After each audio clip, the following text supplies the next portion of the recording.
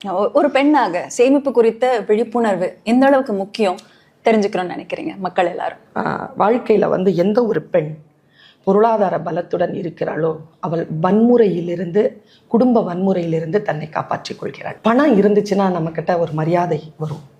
அந்த பணத்தை கொடுக்காம நம்மக்கிட்ட சேர்த்து வச்சிருக்கக்கூடிய அந்த ஆளுமை பெண்களுக்கு வரணும். பெண் சுதந்திரம் என்பது சம்பாதிப்பதல்ல, சம்பாதிப்பதை சேர்த்து வைப்பதும், சேர்த்து வைப்பதை நம்முடைய திட்டத்தின்படி செலவழிப்பதும். இதை இரண்டு சுதந்திரம் நமக்கு வரணும்னு நான் நினைக்கிறேன். பல நேரங்களில் நான் அதை பார்த்துருக்கிறேன். சில்லறை கிடைச்சிருங்க, மொத்தமாக பணம் கிடைக்காது.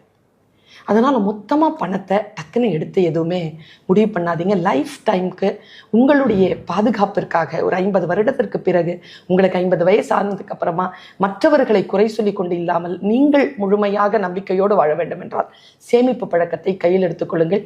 மாதம் ஒரு தொகையை எடுத்து உங்களுடைய வருங்காலத்திற்காக, எப்படி பிள்ளைகளுடைய வருங்காலத்திற்காக நாம் சேர்க்கிறோமோ, ஒவ்வொரு பெண்ணும் ஒவ்வொரு ஆணும் தன்னுடைய முதுமைக்காக சேர்த்து வைத்திருப்பது அவர்களுடைய கடமையாக இன்றைய காலத்தில் நான் கருதுகிறேன்.